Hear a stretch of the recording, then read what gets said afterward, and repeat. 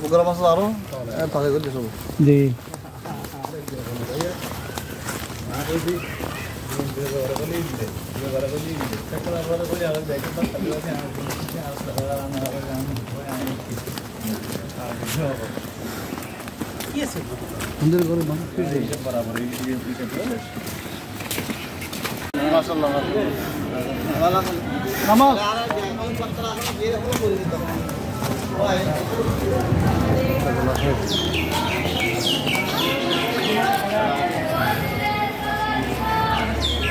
আছে আলহামদুলিল্লাহ।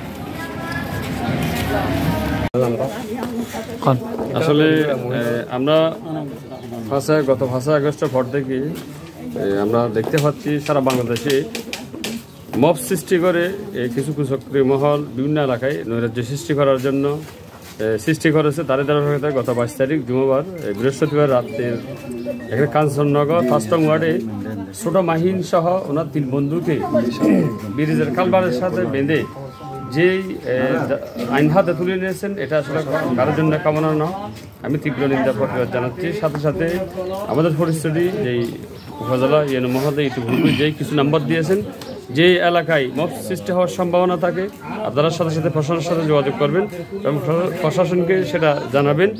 আশা করব, আমি মনে করি এই 3 জন ছেলেকে, শিশু 14 বছর হবে, 13 বছর হবে, তাদেরকে ব্রিজের সাথে বেঁধে যেভাবে নির্মমভাবে তাদেরকে মেরেছে, এলাকায় কি আর কোনো জনগণ ছিল না, সাধারণ মানুষ ছিল না, যাদের বিভাগবান মানুষ ছিল না।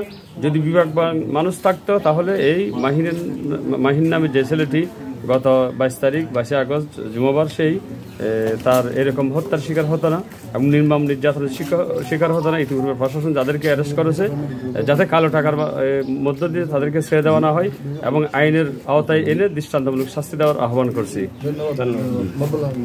আসসালামু আলাইকুম রহমতুল্লাহ। ধন্যবাদ জানাচ্ছি সাংবাদিক ভাইদেরকে এবং ধন্যবাদ জানাচ্ছি আমরা ফরিদপুরের সম্ভাব্য প্রার্থী আগামী দিনের আল্লামা শেখ হোসেন মোহাম্মদ শাহজাহান সমাধি সাহেব।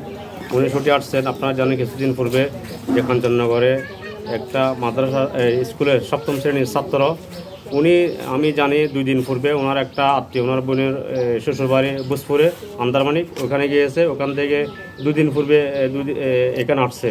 তা আমরা শুনছি হয়তো ছাত্ররা উনি দুষ্টমি করতে পারে। আমাদের ছেলেবেলে সকলের যারা ছাত্র আছে, শিশু অনেক দুষ্টমি করে। তো সুর সুবাদে সুর বলে তাদেরকে উনি কক্সবাজার গেছে, কক্সবাজার থেকে রাত্রে এখানে আসছে। ওনার গাড়ি ভাড়া ছিল না, আমরা শুনছি। গাড়ি ভাড়ার জন্য ওনার মায়ের কাছে আসতেছে। সেই সময় ওরা তাদেরকে দৌড়াইয়ে পথর থেকে তাদেরকে ধরে যেভাবে নির্মমভাবে হত্যা করেছে, আমরা এই হত্যার তীব্র নিন্দা জানাচ্ছি।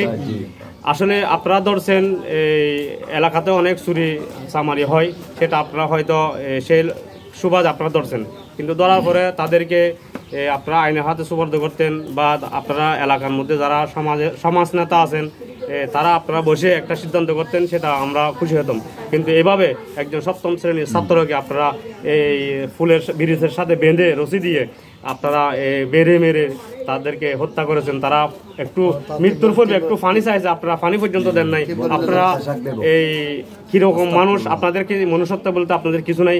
আমরা এখানে যখন কাঞ্চনপুরে ঢুকছি, অনেকের সাথে এখানে আমরা কথা বলছি, এখানে অনেকজন আসতে চাইতেছে না। আপনারা এমনকি বিত্তবান মানুষ, ক্ষমতাবান লোক মানুষ আপনারা যে আপনাদেরকে ভয় পাচ্ছে, এখানে লোক পর্যন্ত আসতে চাইছে না। আমরা প্রশাসনের প্রতি আহ্বান করব, এই হতদরিদ্র ফ্যামিলি পাশে আপনারা থাকবেন। আমরা সকল ফরিদপুরবাসী এই হতদরিদ্র ফ্যামিলি পাশে আছি। আপনারা যত ক্ষমতাবানই হোক না কেন, এই প্রশাসন ইনশাল্লাহ আপনাদের পাশে আছে। ইউনো মহোদয় বলছে এবং উপজেলা প্রশাসন বলছে আপনাদের ইনশাল্লাহ অতি শীঘ্রই আপনাদের সর্বোচ্চ শাস্তি ইনশাল্লাহ হবে, আমরা আশাবাদী। কিন্তু আপনারা এই মব সৃষ্টি করে এই ফরিদপুরের মধ্যে আর কোনো এরকম নির্মমভাবে যেন আমাদের কোনো ছাত্র ভাই যেন গুণ না হয়, সেটার প্রতি প্রশাসনের প্রতি দৃষ্টি আকর্ষণ করছে এবং আমরা সাংবাদিক ভাইদের প্রতি দৃষ্টি আকর্ষণ করছি।